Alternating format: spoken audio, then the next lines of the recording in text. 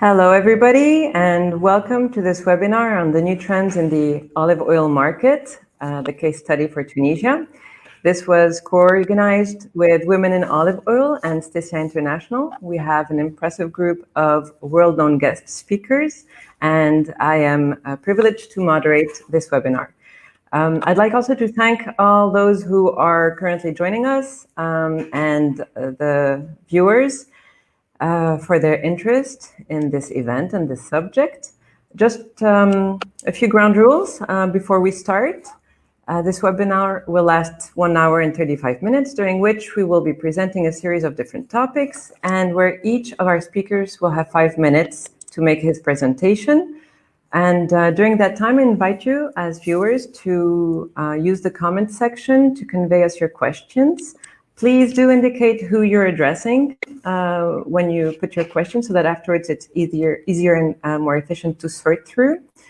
The speakers will address them in 2 different batches towards a third and the end of the webinar during a Q&A session that we have.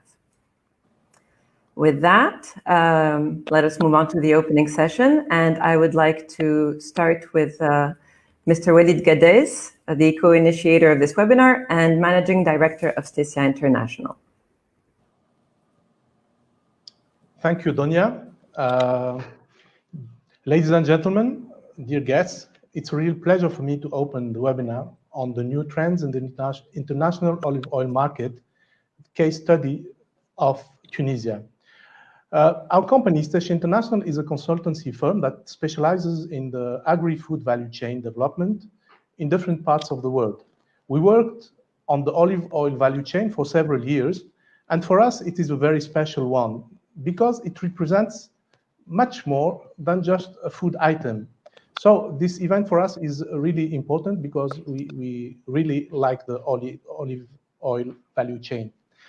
The webinar that STECIA International is organizing in partnership with the Women in Olive Oil Network is the result of discussion I had with the Professor Imene Trabelsi a few weeks ago concerning the situation of the olive oil sector during this pandemic period.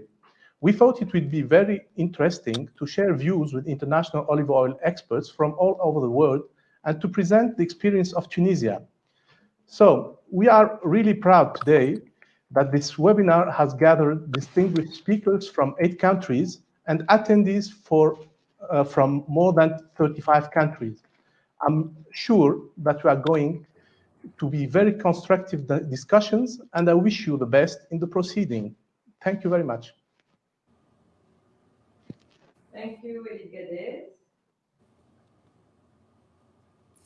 Unmuted. So thank you, Walid Gaddas, and we are very happy to welcome here our co-organizer, Ms. Jill Meyers, CEO and founder of Women in Olive Oil organization. Please. Thank you very much for the invitation, and thank you, STECIA International and Women in Olive Oil for this invitation to share a little bit about who we are and what we're doing and where we want to go. So I founded Women in Olive Oil this past April during the pandemic. I found that there was a need to connect with women all over the world. I felt we could do something helpful in the olive oil industry if we joined forces and unified. So on May 1st, we kind of launched, and we've gotten to work. So We started the group with around 125 women, and we quickly grew. We now have around 2,000 women and close to 50 countries. So we are powerful, we are global, and we are female, but it's because we all are very interested in the olive oil sector and how we can help. So today, 7 months later, we are starting to get to work. I'll give you a few quick examples because I know we are short on time and I could take a lot of time. So anyway, in Greece right now, we have a workshop that's going on by a team, and they have every week a class or a course taught by an expert that goes from the bottled to, well, from the farm to the bottle, and that's about a year-long course. Brazil has classes every week, and they've gathered around 150 female members of Women in Olive Oil to talk and on topics such as agritourism, sensory analysis, olive oil and kids, and innovation. Many of our groups are growing, just like Brazil and Greece and all the countries where Women in Olive Oil has taken root. Women in Olive Oil in Tunisia is leading the way in research and innovation, and also in the field. And we believe that Tunisia is a key player for the future of the olive oil sector. Women in Olive Oil will serve as a resource for its members, offering information and education and helping and often difficult barriers to trade, whether they be regulatory, financial, cultural, or logistical. Our network is complete, supported by experts who know how to manage the great challenges of our members across various regions that different regions face.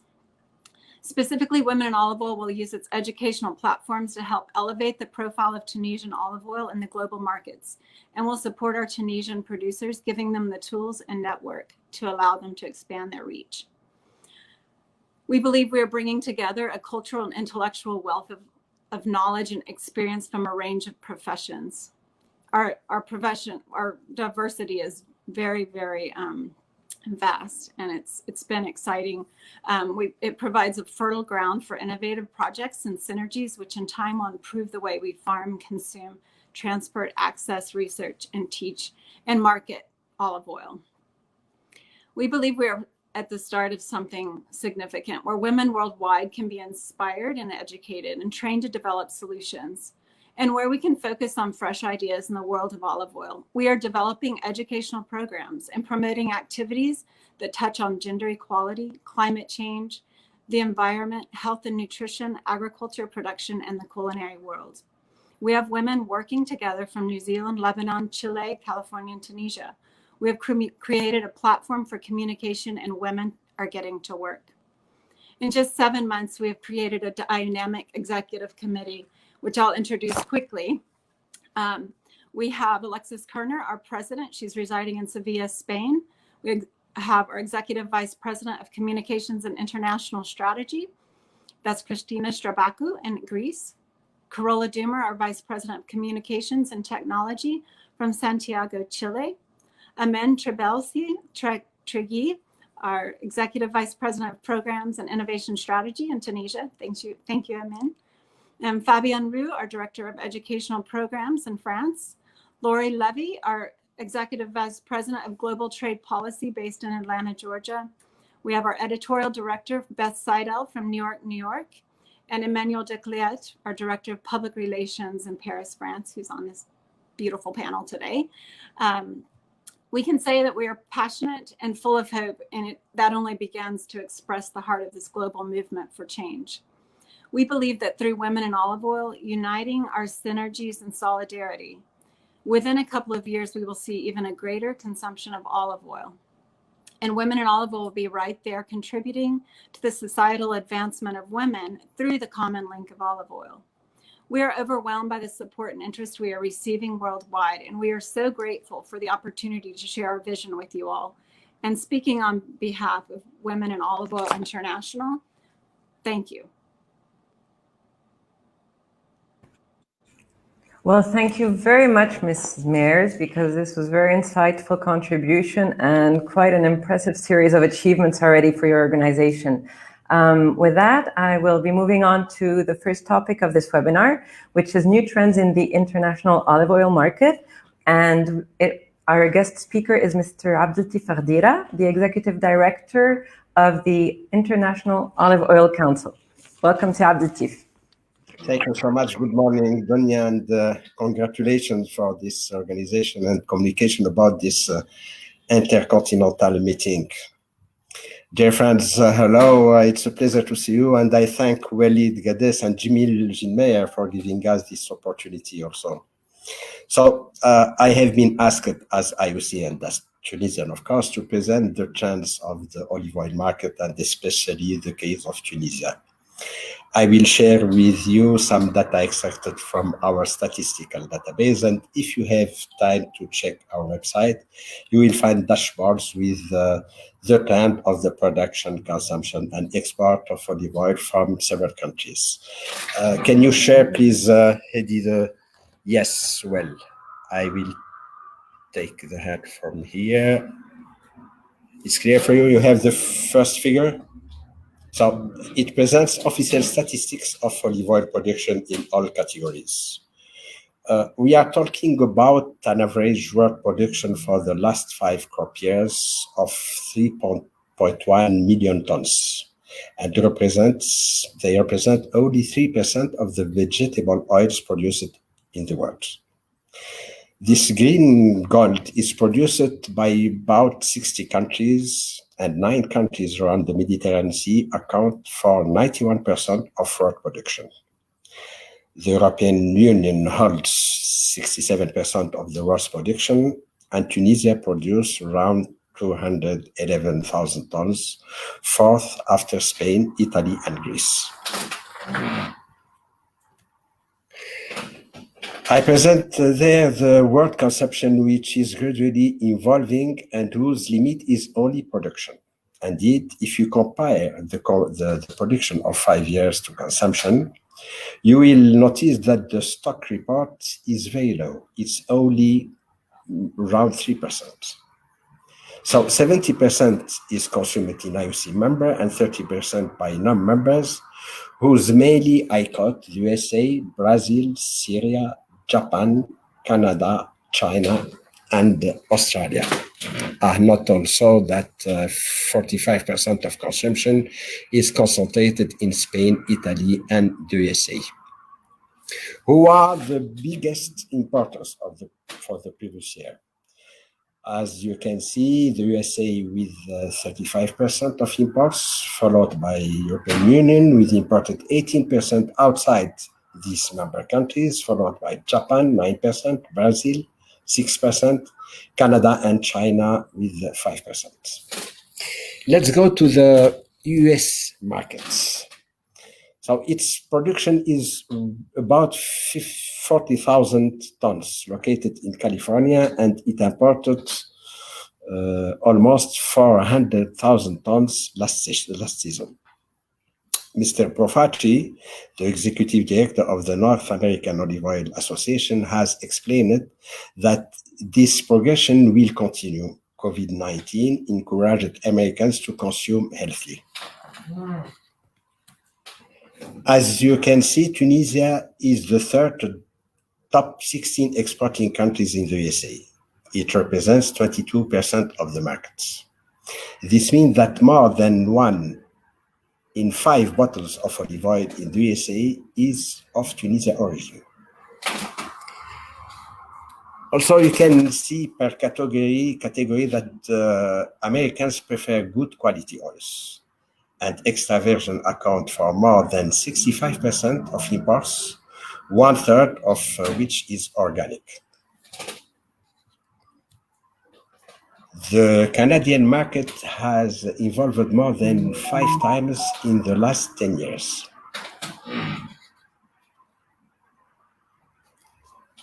Tunisia also is the 3rd largest exporter and accounts for 19% of Canadian imports. So we have the same level, we can say, than 1 in 5 bottles of olive oil in Canada is of Tunisia also.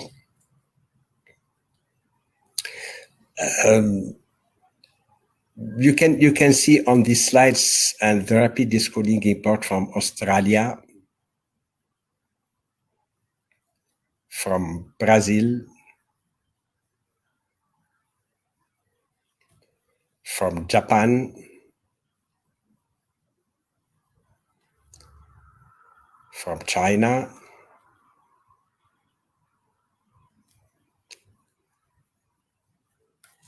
and Russia. And I could add more if you wish, but in general, Tunisia is not, we can consider is not present on these changing markets. It represents less than 1% with a top of 2% in Brazil. Finally, global exporters, you have to know that international trade is around 930,000 tons for the last 5 years, or 33% of the total production. The WIOO, which is the largest exporter, imports annually its deficits, and mainly from Tunisia. We are talking about a traditional market, but which is mainly based on bulk. Tunisia is the second olive growing area and the first in organic farming, fourth producer in the world, 7% of the world production, third exporter, and Tunisia holds 18% of international trade, including 45% of to the EU and 54% to the United States and Canada. Well, that's it. I think it's sufficient, and thank you for your attention. I'm here at your disposal if you have a few questions. Thank you. Thank you, Mr. Ghedira, and a special appreciation for the respect of time, including for this also very insightful and interesting global overview of the sector. I will hand the floor now to Ms. Imene Trabelsi Trigui, who will talk about the Tunisian olive oil sector. Ghedira touched on a few items concerning Tunisia, a few facts, and Ms. Trigui will follow up on this. Thank you again, Mr. Ghedira.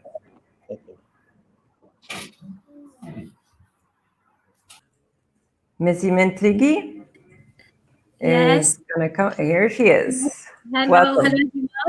Thank you, Donia. Thank you, Mr. Walid Gaddas, for offering our this opportunity to introduce WIOO and to talk about olive oil sector. Thank you, Mr. Abdellatif, for these valuable details. So, can you share the screen, please? Yes, he's working on it, so we will be sharing the presentation just in a little moment. I would like to mention also that Ms. Trigui is the co-organizer of this webinar with STECIA International, and we thank her in her role as the Executive Vice President of the Programs and Innovation Strategy at Women in Olive Oil. We are very proud as Tunisians to have you representing Tunisia and women in this organization. It's been a very interesting approach to gather all these countries and different views and perspectives of olive oil across the world and on the Tunisian olive oil. I think we're soon getting there. Is there? Yes. We have quite a number of viewers already, so this is positive for us as well. Ms. Trigui, would you like to say a few words to start before we see your presentation? Okay, I can share my screen with you if there is a technical problem, because I don't.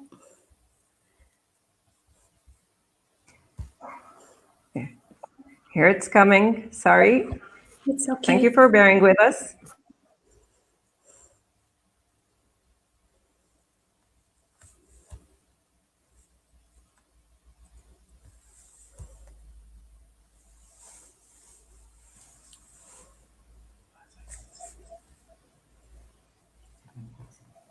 Okay, can you see your presentation?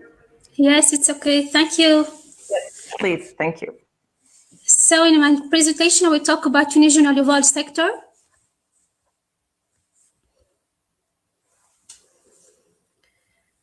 I will first introduce the plan of my presentation. After introduction, I will talk about history, production, organic quality, international positioning, perspectives, and conclusion.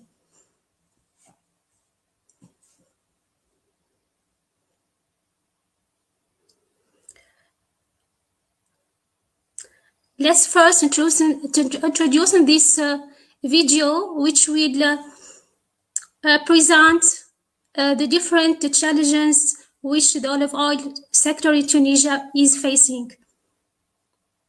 I'm afraid we might have a small technical issue for the video. Ms. Trigui, can you kindly go on with the follow-up slide, please? We're sorry about this. Okay, no problem. So as we all know, the Phoenicians introduced olives to the area nearly 3,000 years ago. Olive oil constitutes half the country's agricultural exports, more than 300,000 farmers. The olive oil sector employs nearly 10% of the entire workforce. Concerning the production, Tunisia has more than 98 million olive trees with two major cultivars, Chetui and Chimladi, 1,600 olive mills, 60 olive oil packing plants, and 200 companies exporting this product, as well as 60 registered trade marks. 97% are naturally grown, not irrigated, not treated with chemical pesticides and fertilizers. 30% of its agricultural land is dedicated to olive growing, 1.9 million hectares.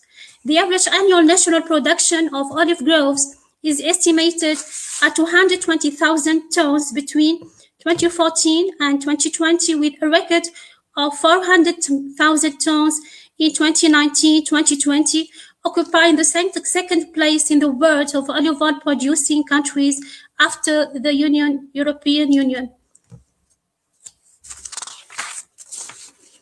When you talk about Tunisia, we talk about organic land. In fact, Tunisia is a major producer of organic olive oil with 255,000 hectares, representing actually 13% of the olive groves.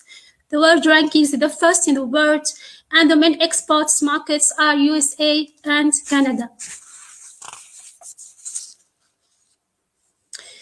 Concerning international positioning, olive oil exports represent 43% of all agricultural exports and 10% of global exports, which makes it the fifth source of foreign currency for the country.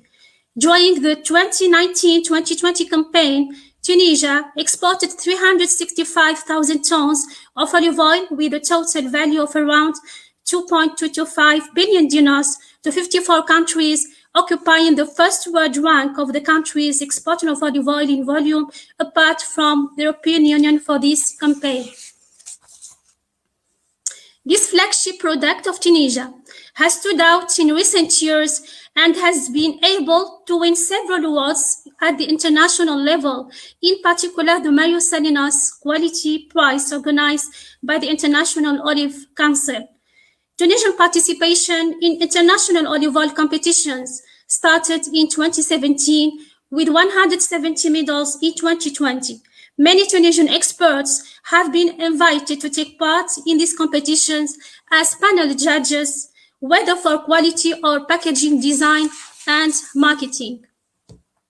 However, despite the impact of the COVID-19 pandemic, Tunisia has been able to maintain its lead on the global olive oil export map. The European Union absorbs nearly 80% of Tunisian olive oil exports, which constitutes a source of strengthiness. Tunisia also remains the leading exporter of olive oil to Canada and the United States with 55,000 tons. Only 27,000 tons of packaged olive oil were exported during the 2019-2020 campaign, estimating that this volume remains below expectations, given the high added value of packaged olive oil, whose prices can reach double that of bulk olive oil onward markets.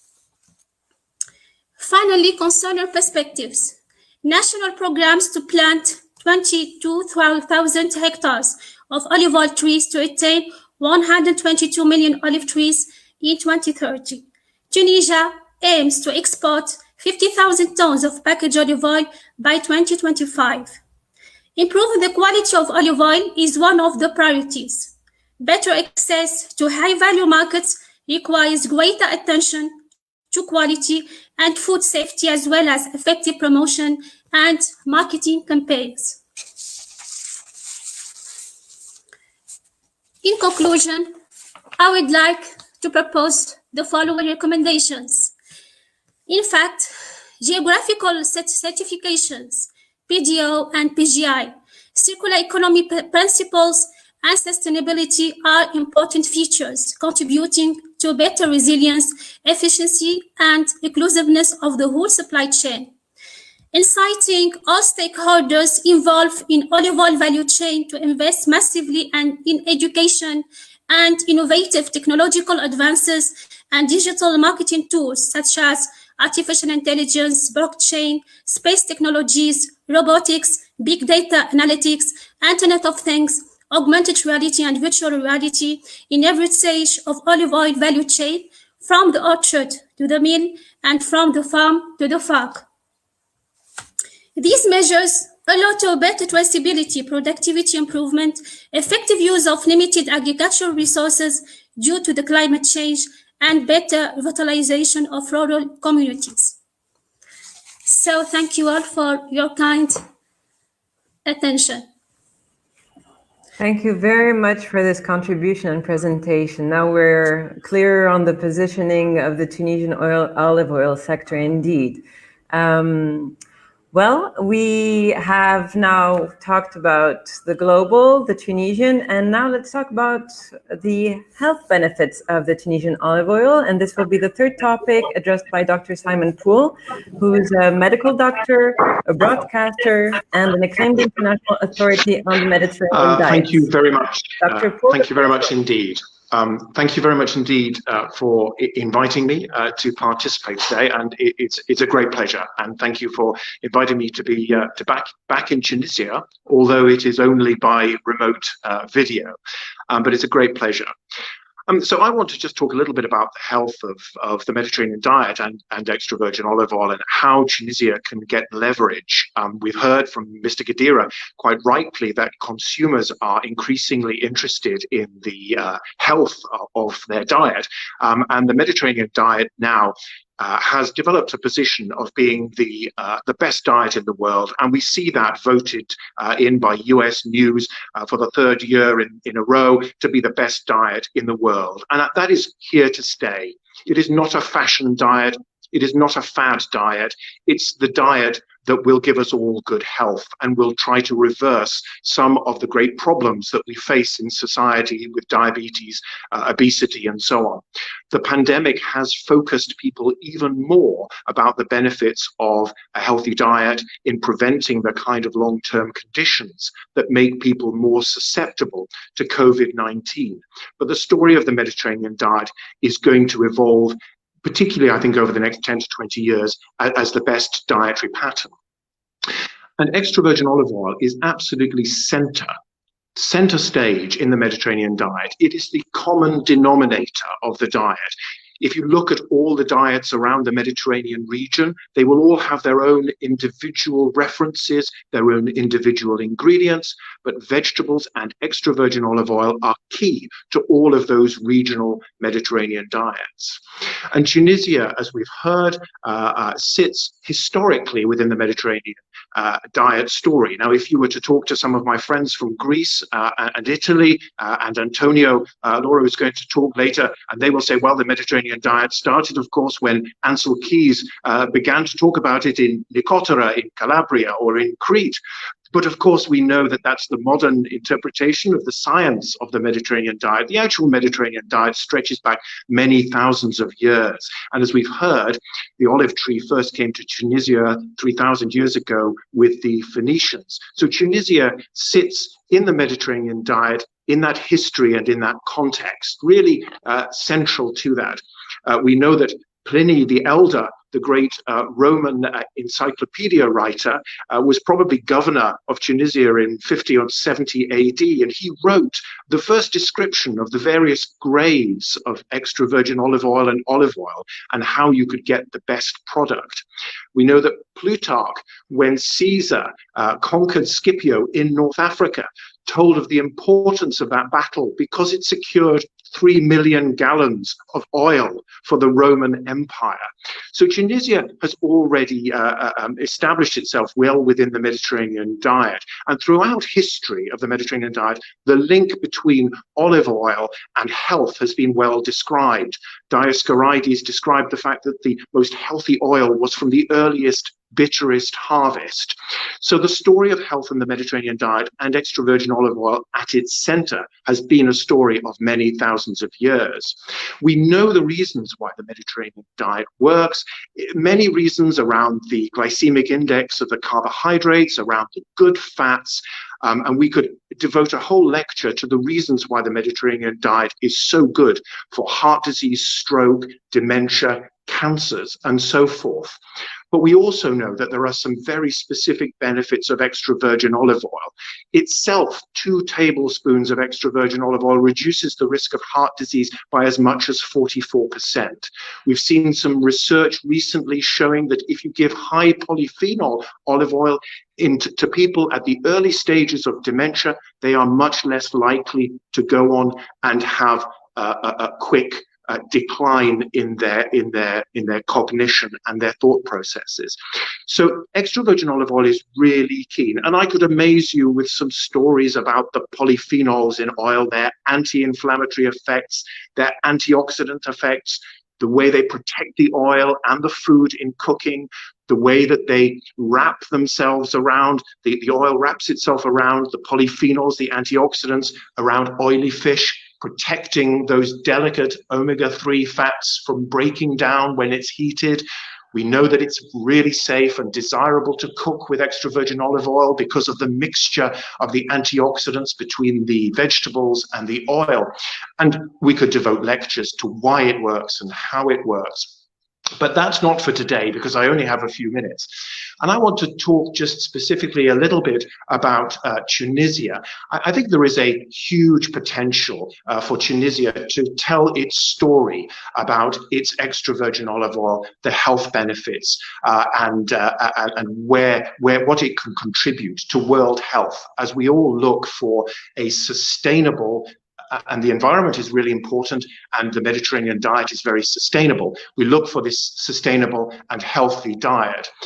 There is enough room in the market for all of us to promote all oil from every corner of the world, because we know that, for example, in Northern Europe and the USA, people are consuming on average 1 liter a year, and in order to get the benefits, they need to be consuming at least 10 liters a year.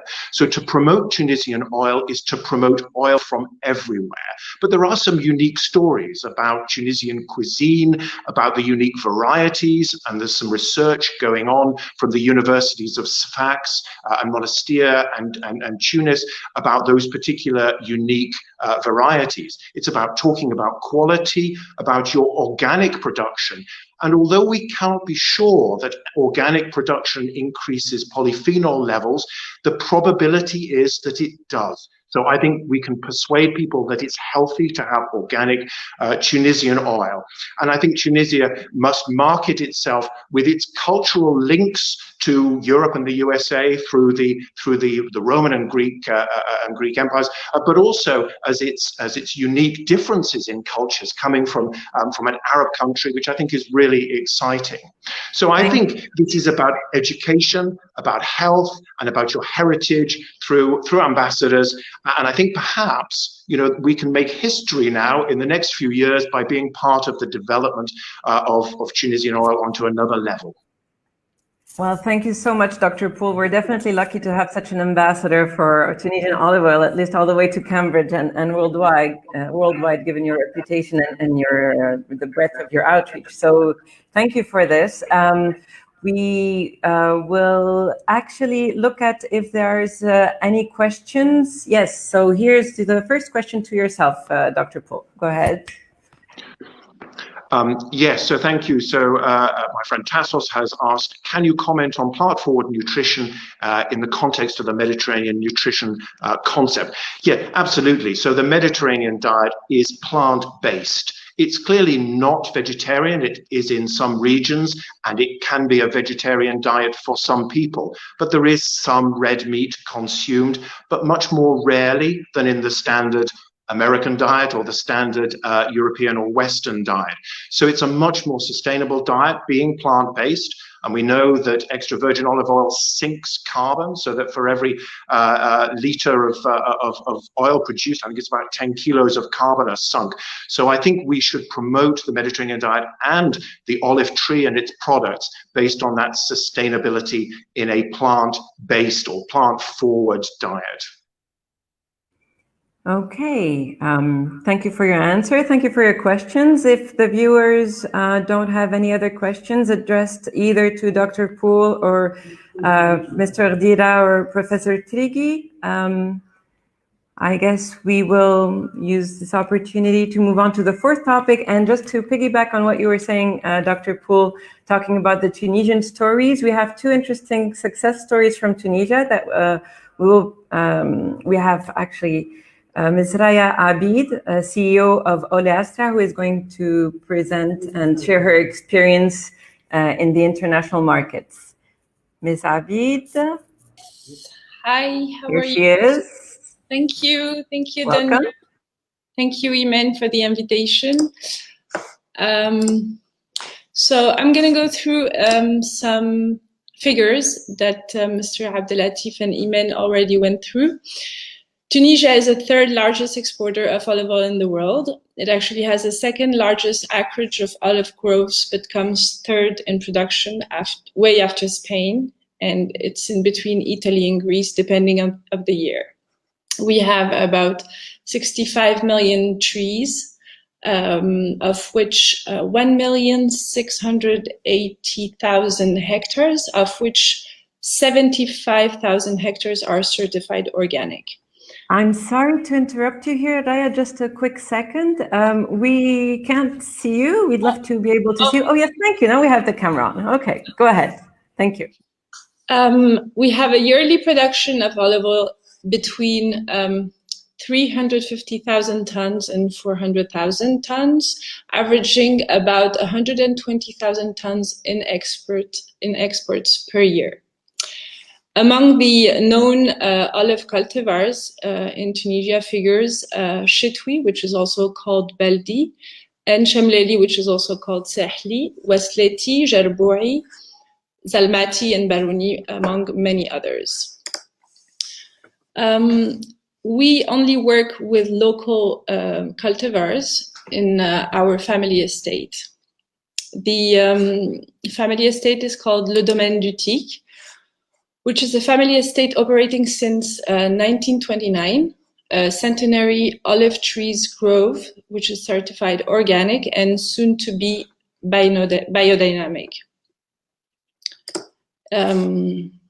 In our family estate, nestled in the ancient Roman province Utica, we process our olives immediately after picking in order to obtain a high-quality extra virgin olive oil. We handpick and select each olive to offer an extra virgin olive oil obtained directly from the fruit of our olive trees and solely by traditional method and mechanical means. I am the fourth generation of producers in my family, but I created Oleastra in 2018 with a very small batch. We started with 800 liters. And now we are reaching about 5,000 liters. We only operate organic premium extra virgin olive oil, 100% bottled, cold extracted by mechanical processes only, without addition of water or use of heat, which allows the preservation of its nutritive qualities, sensory attributes, as well as its organoleptic properties. We harvest from the beginning of November until early January by soft brushing the branches only by hand. This traditional method of harvesting protects the trees and their fruits and guarantees a very high quality olive oil. Our olives are harvested by the same pickers every year.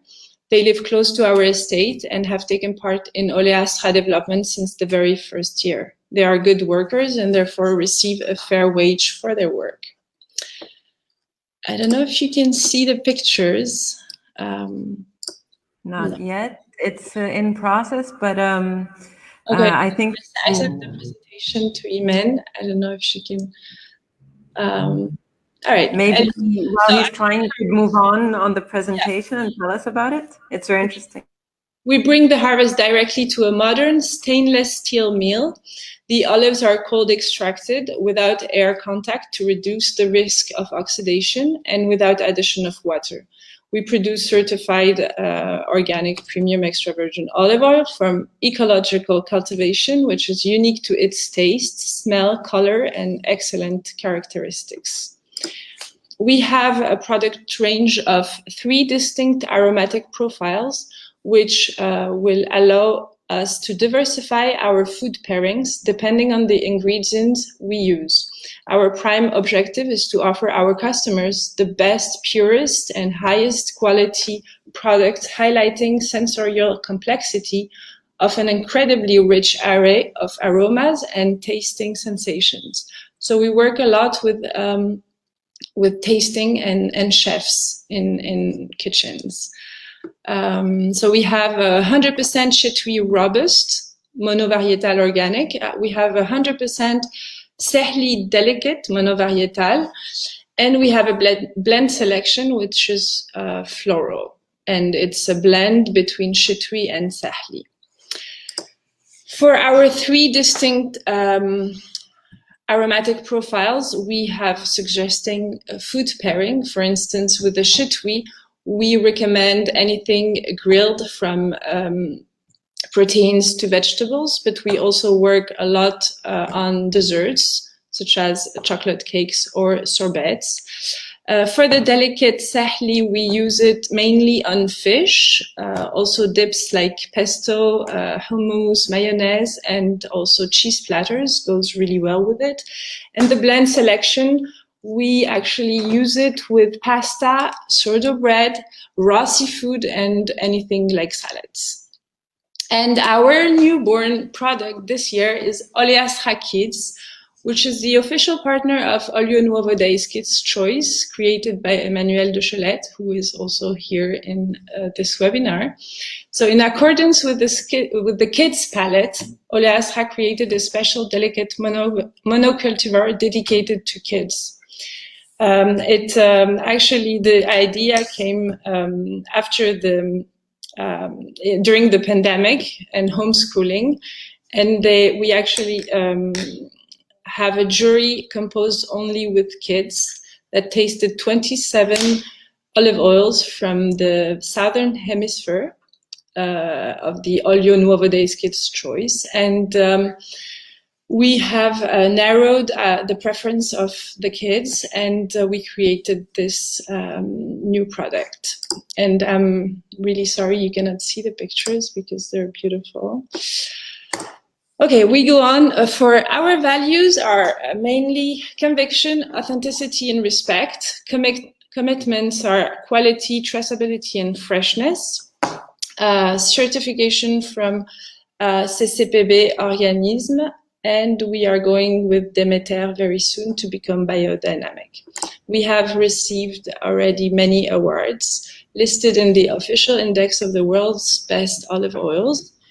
In 2019, we have received gold medals from prestigious competitions, such as the Los Angeles Extra Virgin Olive Oil Competition, the New York International Olive Oil Competition. For quite a number of achievements. This is really impressive. Just due to time constraints, if you have just one last sentence you'd like to convey us. Thank you. Thank you for your attention. Thank you for the invitation. And I was very honored to be part of this webinar. Wow. We're very lucky to hear from you. And I think it's absolutely formidable that you've introduced this to the younger generation with the children. Thank you again for this presentation and for the success story, and congratulations on all of your achievements, definitely. We move on with Mr. Kerim Fitouri, CEO of Olivco. Hi. Hi, I hope you can hear me well. We Can you see hear me, you guys? all. Yep, we see you and we hear you all clear. Oh, Tell us that's about good. yourself. What a great team we have today, and thank you for the invitation. I believe, I don't know if you have a small video to show or not first, or how is it? Yes, it's Yeah. in progress. He is actually, you seem to be in your car. I hope you're not driving. Please Yes. tell me you're No, not driving. I was in the mill, Okay. and I went to the office, and the signal wasn't very good, so I had to move the area Okay, to so find signal. very I'm in the middle hands-on of nowhere. seminar. Okay. And the video is Yeah, just yeah. about to start. Adil is I telling have me. 2 Okay. golds and a best in class for Olive Co, Tunisia.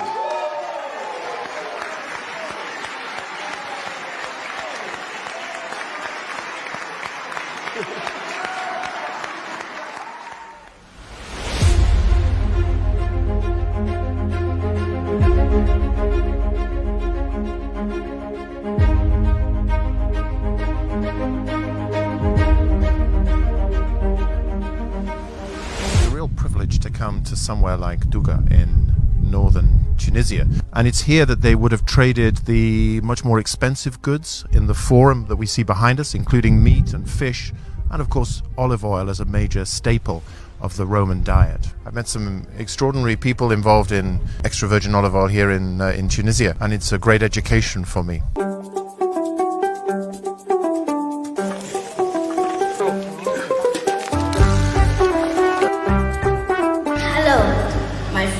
Today I'll be making olive oil.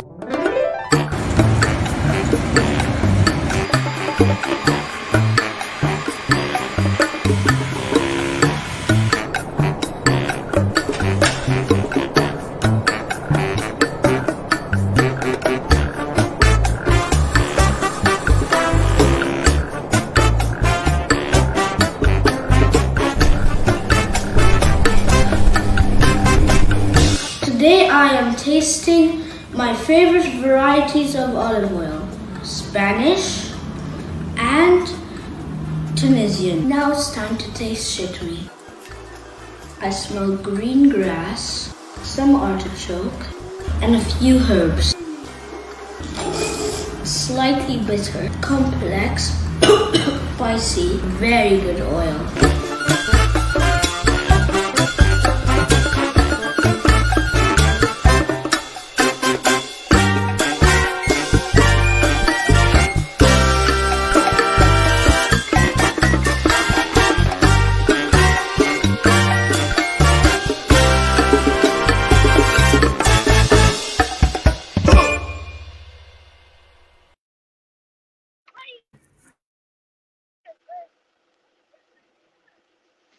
I was saying, what a delight. Thank you for sharing the video, Karim. Would you like to add a few words after that video? Yes.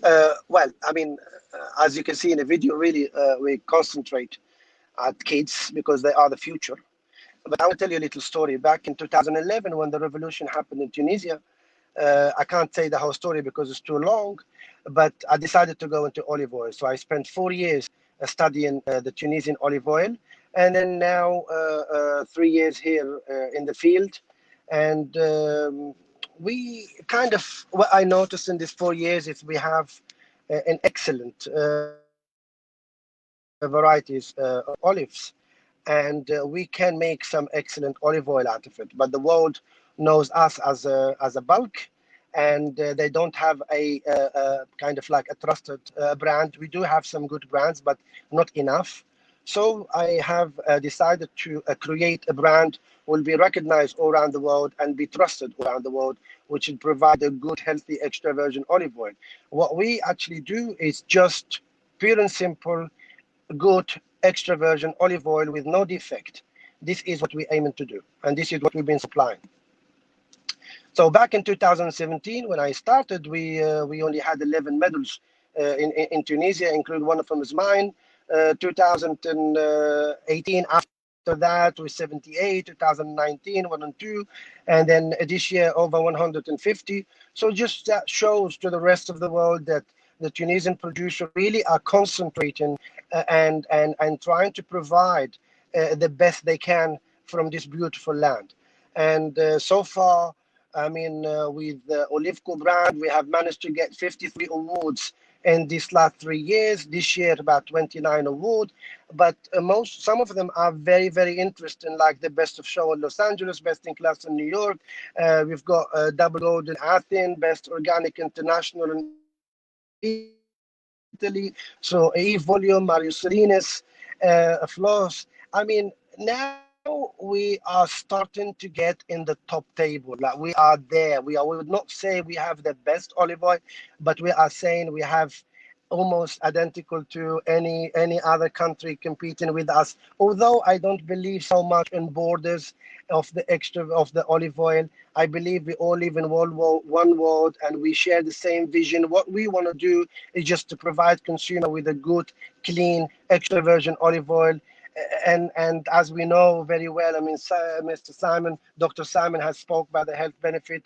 We can add what we have in the extra virgin olive oil is the polyphenols, the antioxidant, anti-inflammatory, and all the kind of vitamins, anti-cancer, etc. So it's very, very good for the human body. Plus, most importantly, it tastes good as well. Definitely. And this is what I like about it. That's quite a remarkable series of achievements you have as well. I mean, it's very impressive throughout this webinar to see how successful you've been, all of you that have been presenting in this area, and definitely there's a lot to be done moving forward. Thank you so much, Karim. This was really extremely interesting and very nice to see the video. I love the little boy, definitely. And with that, I think it's going to be a very good transition to move on to the fifth part of this webinar. Before we address another series of questions that we are getting, and we're taking good note of those.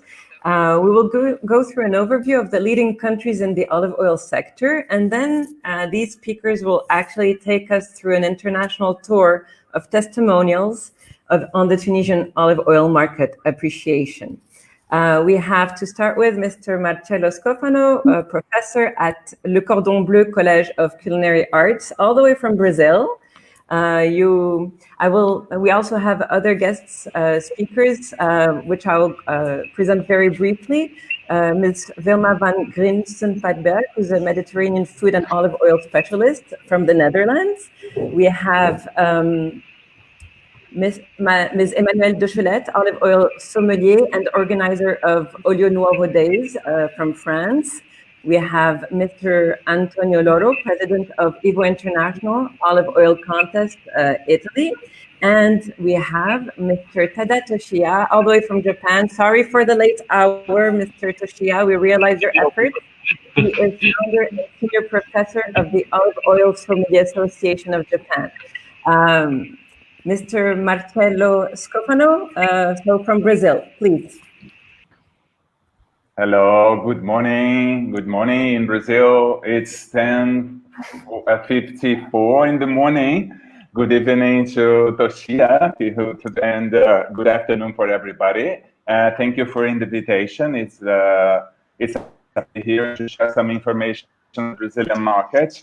I am an educator in Brazil. I'm a chef, and I teach in culinary schools in Rio de Janeiro. And I work as a consultant for distributors.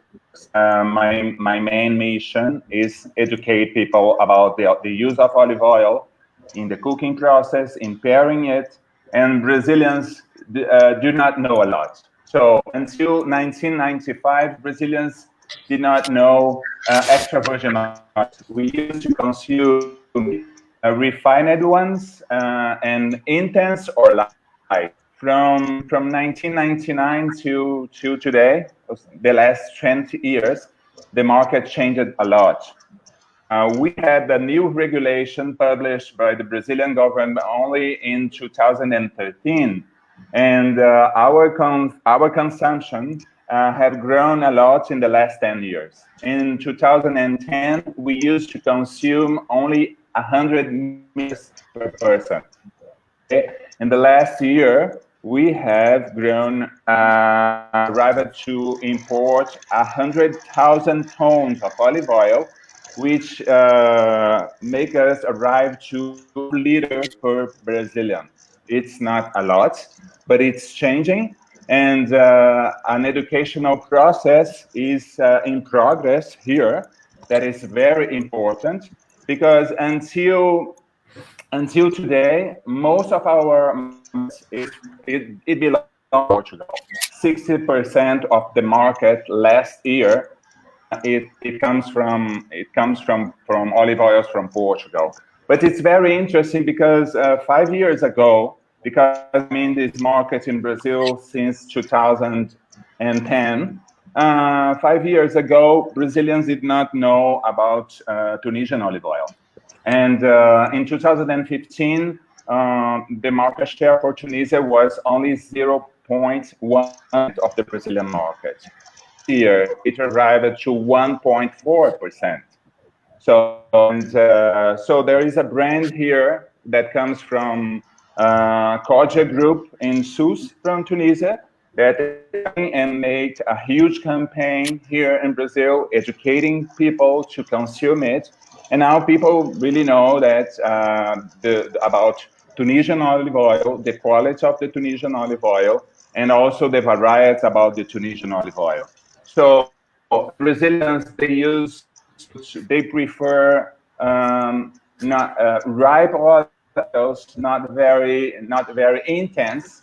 But as a specialist, I'm educating people, and also I'm educating the consumers and people how to pair intense olive oils pairs with some preparation, and light ones to other preparations. And this is the main way that we have to educate people to use product that is such a product in the whole world, and there is a lot to make. There is a huge way to do. Okay, that's it. Well, this is, well, thank you. Again, we're so lucky and privileged to have these many ambassadors across the world. Thank you, Mr. Schofano. It's Wilma van Grinsven-Padberg, welcome among us, and we look forward to hearing from you, please, all the way from the Netherlands.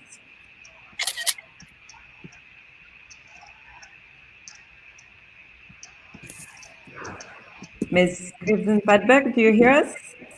You may want to start your presentation. She can hear. Okay, I think, okay, well, maybe we can move on with Mr. Toshia, and then we'll come back to Ms. Van Grinsven-Padberg, sorry. Okay. So now my turn? Yes, please go ahead. Okay. Thank you very much for your invitations, and it's my pleasure. And I would like to just talk about. I have a lot of noise. Yes. Oh, sorry, ma'am. Actually, we moved on with Mr. Toshia. So if you will allow us just 5 minutes, so that he finishes his presentation, and we move on with yours. Is that okay? Okay. Thank you. Mr. Toshia, I'm very sorry. I've omitted to present you as the representative, the founder and senior professor of the Olive Oil Sommelier Association of Japan. So go ahead, please. Thank you. Okay, thank you. Could you show the slide down, or I just would like to? Oh, okay, that's fine. Ongoing. Okay, so could you turn on the page number 4? I would like to just talk about the Japanese market briefly, and also the new trends in the olive oil market in Japan, and also the relationship between the Tunisian products, how the Japanese consumers process about the Tunisian products. So first of all, I would like to show you about the market size of the Japanese market, how big the Japanese market is. Japan is the third largest importing country of the olive oil beside EU. We are next to Brazil, but the year by year, our importation volume is bigger and bigger. So this page. Oh yes, this page is showing about this is estimation figures by IOC that the year 2020 and 2021. We expecting to import about 77,500 metric tons, and the evolutions of the market is quite, rapidly. So could you please just turn to the next page? Okay, this is briefly showing about how the market evolves for the recent years, especially about after the 2009 or 2010. The market becomes almost like double for only 4-5 years.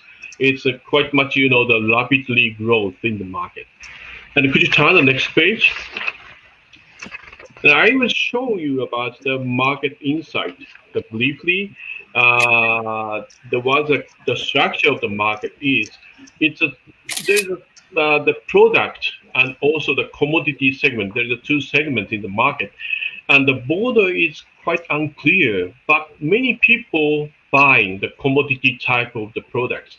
It's a volume sales zone, but they're still there about the product, high quality, high pricing product in there. So could you turn the next page? And who consumes the olive oil in the Japanese market? This is quite much interesting because the large number of the buyer is housewives. It's a home use is bigger than the institutional, like restaurants, hotels, but home use is a bigger numbers. And who consumes olive oil by age? This is also interesting. The major player is 40 years, 50 years, 60 years, and 70 years. So slightly, high age people consumes olives in Japan. This is because the many people consider that the olive oil is quite much good for the health. This kind of the way of thinking is quite popular in the Japanese market. Could you turn the next page? Yes, and this is the quite typical supermarket shelf of the olive oil. And could you turn the next? So this is also the very interesting figures from the questionnaires made by the International Olive Council 4 years ago. This is just researching about the consumer's interest. So the question is, can you trust the quality at its level? The answer is 80% of the Japanese consumers answered they cannot trust the quality as level. This is very interesting. And could you turn the next page? The next page is another question. Do you concern quality when you buy? Over 80% of the Japanese consumers really concerned the olive oil quality. Could you turn the next page? The most important factors to buy by the Japanese consumer is, what is the most important factor is over 80% of the Japanese consumers would choose the product by the quality grade than its price. So this is a key factors about the so, and now people really know that very important. Sorry, Mr. Toshia. Can everybody please mute their mics? I'm sorry about this. Okay. I'm sorry, I'm speaking very quickly because I have only the quite limited minutes. So my point is, could you just turn the next page? So the quality is very important, but the most important point is what's the importance of the olive oil behind the quality is its taste and flavor. So because the olive oil can be the magic essence of the food, it's turned every food dramatically change about its taste and flavors. So please turn the next page. So there's a many kind of the the flavor aspect ingredient in the olive oil aromas. The Japanese people use the wasabi, gingers, peppers, and we love the tea, and all these kind of the flavor profile is in olive oil. This is very interesting point. Please turn the next page. this is a very typical Japanese food like a sashimi, miso soup, tempura, and sushi and tofu. All those kind of things is quite much applicable for any kind of olive oil, I believe. So the key marketing points in the Japanese market is how the Japanese people love the olive oil flavors. So could you turn to the full page afterwards? It's the last part, So the keywords of the olive oil marketing is olive oil the taste and the flavor profile. What is the most important? I have over 80% of the time I have lived in the Tunisians, and I love the quite much fruity, ripe, matured shemlari, and the very spicy, pungent chaturi, and there's very many have the very good flavor taste profile. All things is quite much the good advantage for the Japanese market, I believe. So I would like to tell all the people who produce the olive oil in Tunisia is please promote its flavor. That is the most appealing point for the Japanese consumers. Thank you very much. Thank you. Thank you very much, Mr. Toshia. This is very insightful information and contribution from all the way Japan. It's, Thank you. I'm sorry for the slight echo, and we have just a few technical. Voila, now it's smoothing a bit. If okay with you, Ms. Emmanuelle Deschelette, please. Yeah. The floor is yours. Thank you. Thank you for the invitation. And I'm glad to join all these people that I know and really like. So I'm very pleased to be with you today. I received some questions about France and olive oil, and of course also about Tunisia that I really know. Because they were invited by our last Olio Novo days. They were the main partners. So I really enjoy Tunisia. What I can tell you about France and olive oil is that France is the 5th market in the world. We import 100,000 tons coming from first Spain and then Italy and Tunisia. Everybody tells me French market is complicated. Because what I'm doing, I'm organizing Olio Novo Days, which is a tour in Paris with restaurants. But now we don't have any more restaurants. We still have chefs, so we organize a competition with the chef.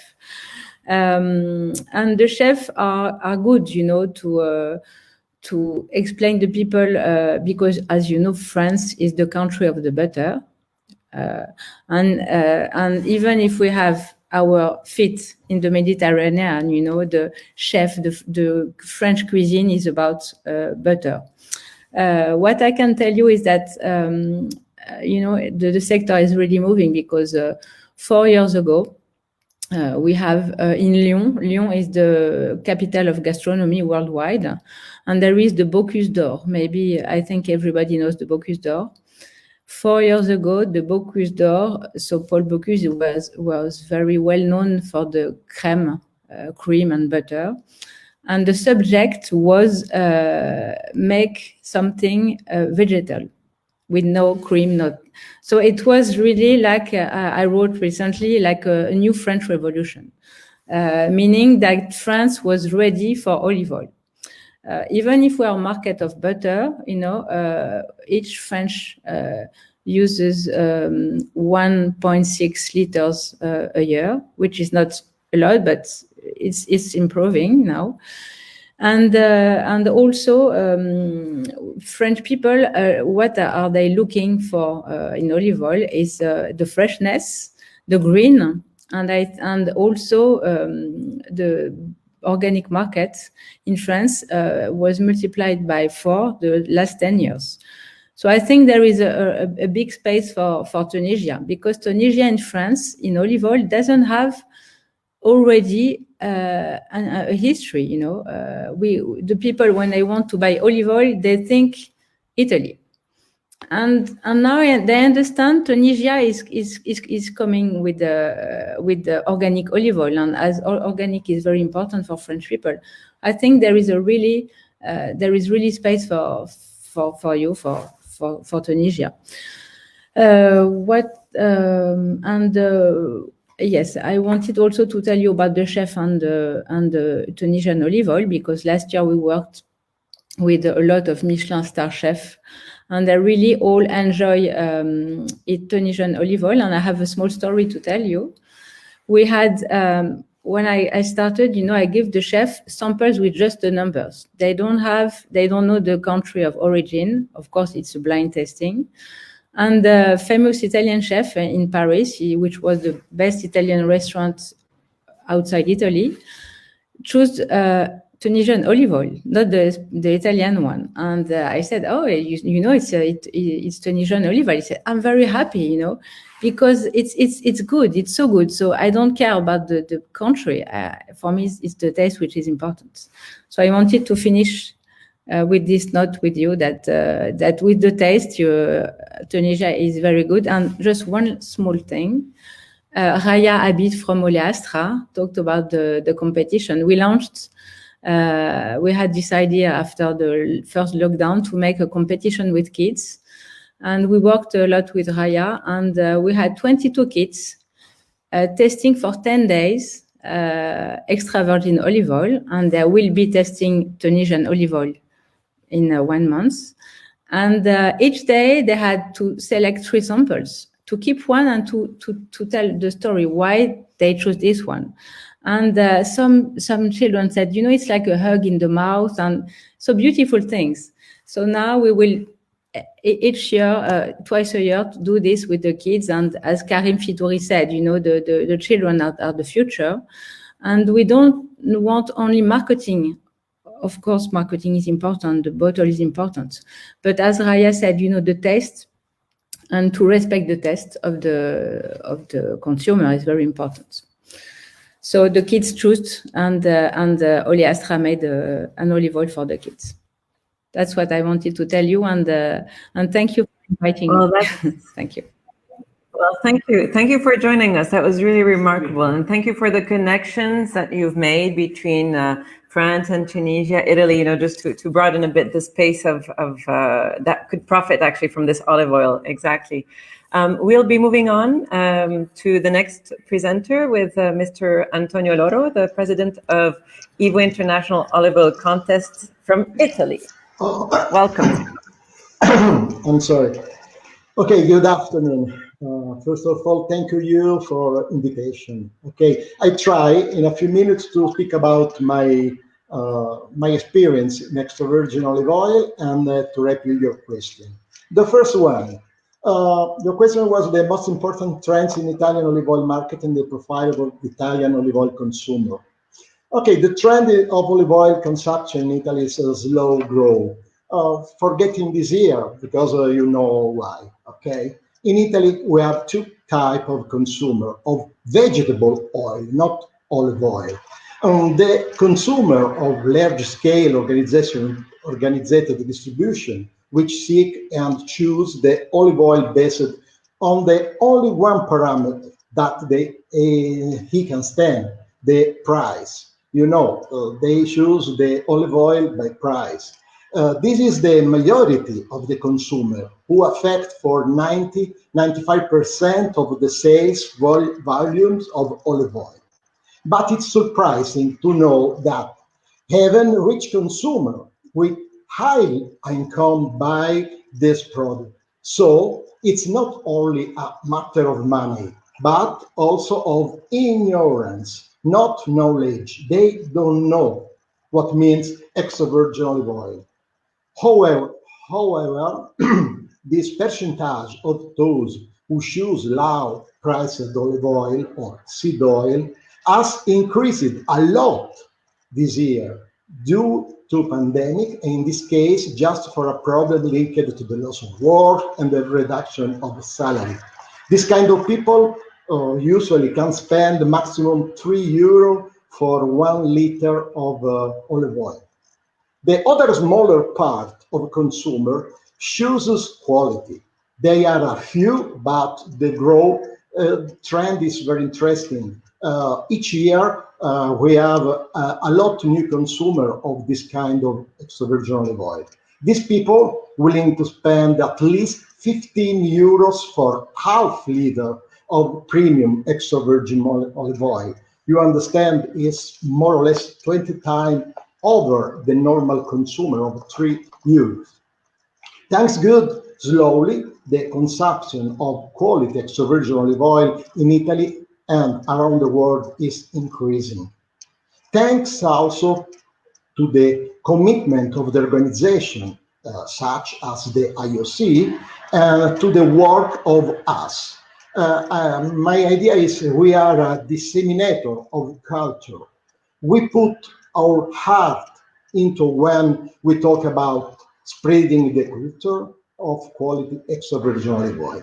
I do it when my organization, EVO IOC Italy, organizes event, competition, olive oil school, just like colleagues who have already spoken.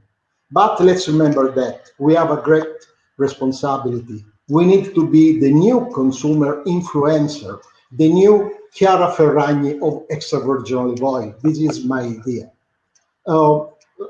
Usually, the average of Italian consume olive oil every day, often starting with breakfast. You asked me the occasions to consume olive oil in Italy. Yes, we start during breakfast to use extra virgin olive oil.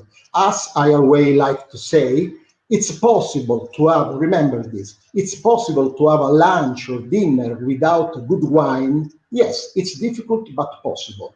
But it's impossible to have them without olive oil. No lunch, no dinner without olive oil. Please try without olive oil to make a good dinner. This is my idea. Okay. Other question. During classes or olive oil session around the world, when the people ask me how much extra virgin olive oil should I put in the salad, my answer is always the same. You must use the Italian way. You understand which is the Italian way? As long as it floats. This is my idea. A lot of olive oil in salad. We need to create the best salad in the world. Well, thank you. Thank you for these valuable insights from Italy, and definitely we agree. I mean, there's so much to say about all the olive oil, the consumption, and your perspective is really interesting. We have just a little technical problem. We will be just silent a little for a few seconds so that we can move on to Ms. Wilma van Grimsen-Padberg presentation because she has a serious echo issue. So just bear with us a few seconds, we'll be silent. We have just a little technical problem. We just silent a little for a few seconds so that we can move on to Ms. Wilma van Grimsen-Padberg presentation because she has echo issues. Just with silence. Thank you. I hope you can hear me. Yeah, it's. I hope you. Thank you for the invitation, and I also hope that that there is a film made of it because a lot of presentations I heard a lot of noises and I couldn't hear anything.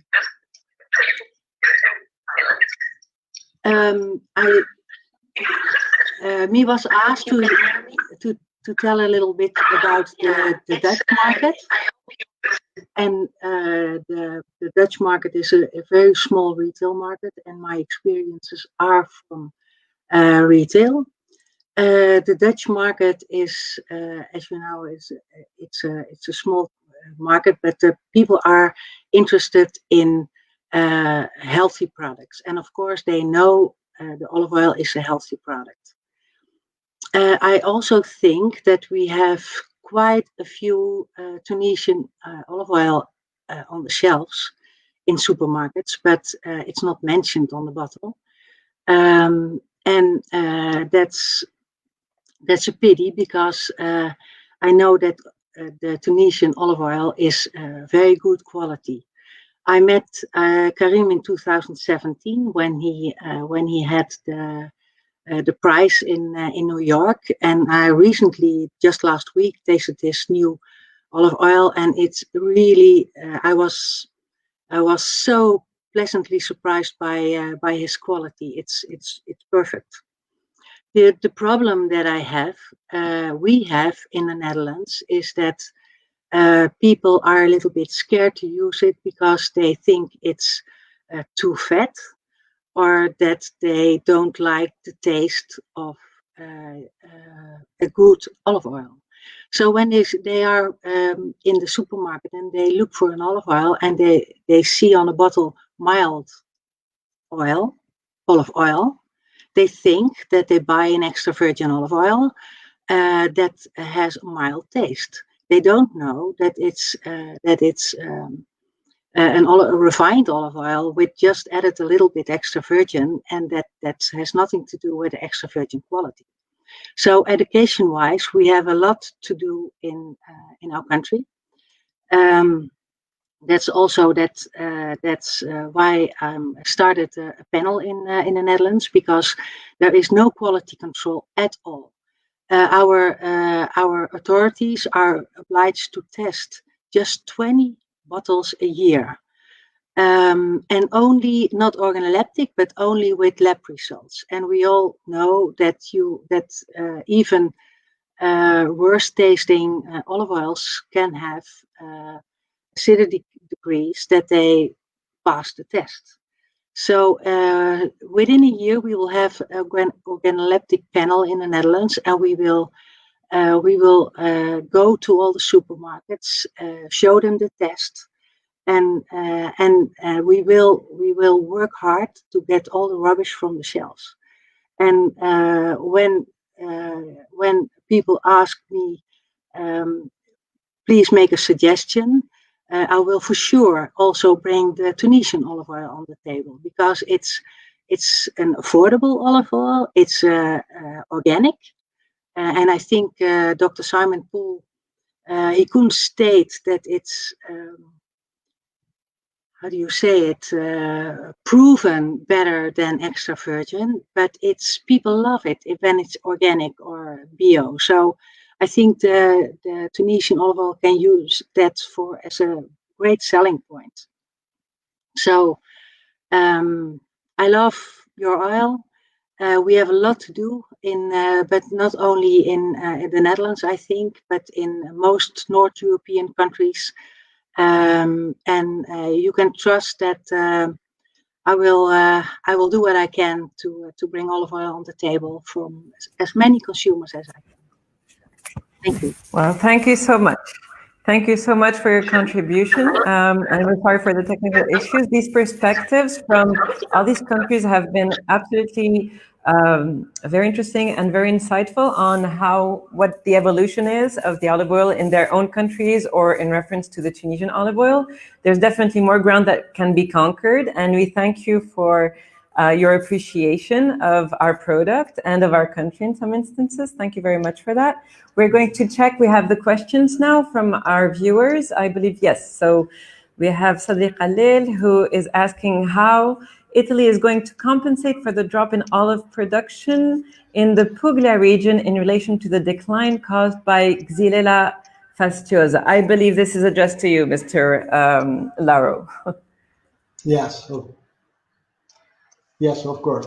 Okay, you know we had a big problem with Xylella fastidiosa, but Xylella fastidiosa in this moment means more or less 2-3% olive oil, of losses of olive oil in Italy. We lose only this part. This year was different because in Apulia we had only 50% of olive oil that we have usually, okay, but not for Xylella, for other questions, for the olive fly, for the fallow raining, and the other one question, but not for Xylella. Yes, it's a big problem, not only for us, because probably Xylella move very slowly, but move from the Lecce province and now arrive probably in Bari, in the middle of Apulia. In the future, we don't know what's happening for this, but remember, we don't lose oil for the problem of Xylella, other problem we have, okay? Okay, thank you for your response. We have, I believe, another question. Sandra. Okay, this question is addressed to Raya. She is not on the... Oh, yes, she is. I'm sorry. Go ahead, Raya. So are you planning to assess the change in your carbon footprint when you convert to biodynamic? Oh, sorry, biodynamic. Yes, we are thinking about the carbon footprint, of course. We try to be as sustainable and eco-friendly as possible, and the carbon footprint is a very important matter to us. So we are conducting the construction of our mill, and we are debating and discussing about the carbon footprint. Does that answer your question? Okay. Yes? Passos? It's okay? Okay. So we have, I'm sorry, yes, another question from Fabienne Codaxionirou. I believe it is, okay, so how do you explain the difference in volume of production from one year to the other? This year, low production, is it a problem for the sector? Anybody interested in answering? Karim, do you want to try this question? Okay. We can hear you, gentlemen. Can you hear? The Chetui cultivar is gives 1 year by alternance. So 1 year it gives a lot of production, and the other year it doesn't give you anything. Okay. That's specific to Chetui. To the type of okay. Okay, and again, I have other idea because it's not a problem. Thank you, Fabienne, for your question. Remember, we don't sell each year all olive oil. We produce more or less 3,000 million tons, okay? But we don't sell all. Each year we have usually 20%, 30% of old olive oil. This is important because each year probably we have the same quantity to sell. It's not a problem, this one, okay? Remember, only 50% in Italy, but I don't know, around the world probably it's the same, 5%, 10%, depend, consume this kind of extra virgin olive oil, high quality extra virgin olive oil. Other people need olive oil. Okay. Yeah. I prefer olive oil for this year, not of the last year or I don't know. Okay. Yeah. So there's another question. Okay, to Karim, I believe. What are the countries that? Oh no. What are the countries that like Shimyeli olive oil? Who's producing Shimyeli? Karim? Yeah, I can answer this question. You can answer? Again, okay. What did you say again? Sorry? What are the countries that like Shimyeli olive oil? So the general tendency towards this oil. Probably 99% of the population in the world really don't understand olive oil. And they seems to go for a sweet olive oil. So when they don't understand olive oil, they normally go for the sweet taste. And Shimyeli, it's exactly that. So I will say to him, probably 99% of the world, if not more, they all would like Shimyeli. It's a good almond in the nose, good aromas, sweet, kind of like a slightly bittery with a little bit of herb into it. It's more like a black pepper, and everyone likes a black pepper into it. So Shimyeli really goes all around the world. and it has proven a few times in a competition. It managed to get a very good high price. And again, Okay, it all depends where you're gonna use it in your food. So basically, if you have something like a white fish, shamlali will go perfectly okay with that, because what it does, it just enhances the flavor and it doesn't change the flavor. So in any kind of food you have on your table, you do not want to change the actual the taste of the actual what you have on the table. You want to enhance the flavor. The shamlali will be perfectly okay for it. Okay, thank you. So if we were to recap just very briefly all the discussions that we've been having in the past hour and a half, I'd say that there's 3 takeaways. Definitely that throughout we are going through more an educational process about an appreciation of olive oil, and that there's still some space for the promotion on all its health benefits. And definitely we need to keep an eye on the prices, because obviously that is also quite impactful. Anything from the US you'd like to add, Ms. Meyers, about the tendencies there maybe? Oh, to Jill, here, you have a question. Can you please share your vision for the women in olive oil in the 3 to 5 years from now? We have big goals, and we are actually working right now with a local, one of the best business schools in the United States, to build out our 1, 3, and 5-year goals. This year, because of COVID, we'll start with probably an online conference, a virtual fair. We have, for this next year, they'll be rolling out just courses, some really great webinars offered to women and men, and taught by experts in sustainability to tasting courses. And the 3-year plan, well, Imene is on here. She's one of our programs, and she'll be building, and Fabian as well. We have some programs working and geared more towards mentorship and interns. We have tourism ideas on connecting the olive oil world through tourism. And we have great plans. It's kind of a big conversation, but we are building out our 3 and 5-year plans right now. That's in a nutshell. So. Okay, well, thank you for that contribution.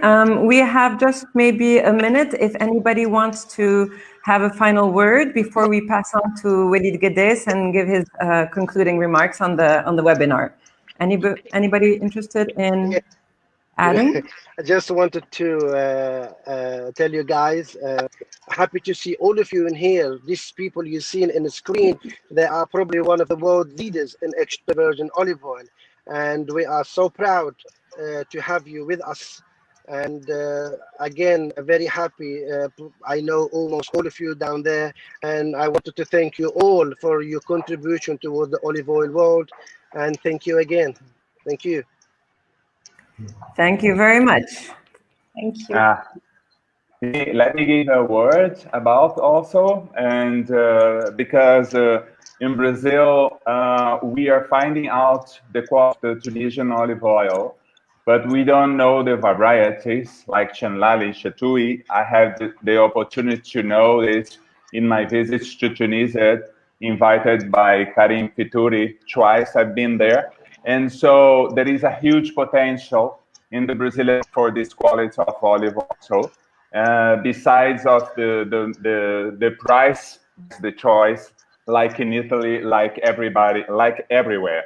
So I'm doing my best here, educating people to show people the big diversity of the olive oil in the world, but in this country, and it's still unknown in my country. Well, thank you very much. There's more space to conquer. We're coming. Okay, I will thank you again to all our guest speakers and panelists.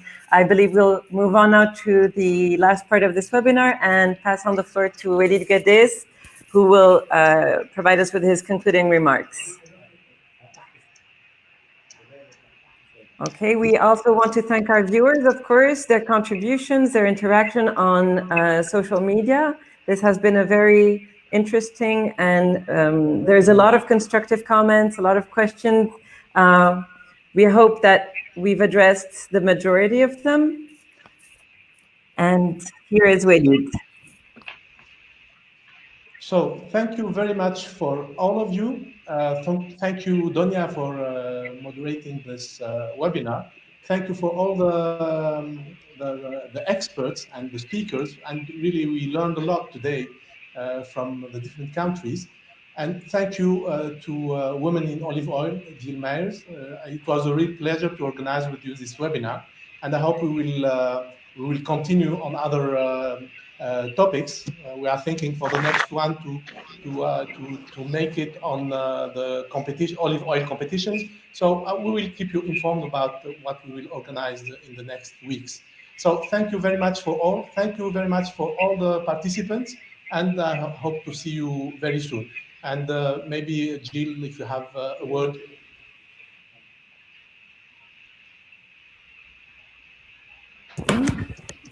Jill or Imene, ladies, our co-organizers, would you like to add a last word? I'm having a little trouble hearing, but thank you again for the invitation, and Imene for your organization, and STECIA and Dr. Walid.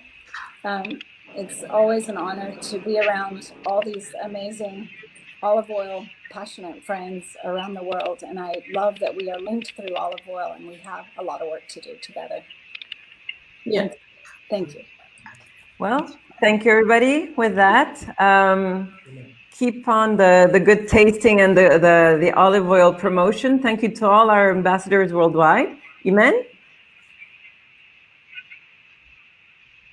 Your mic?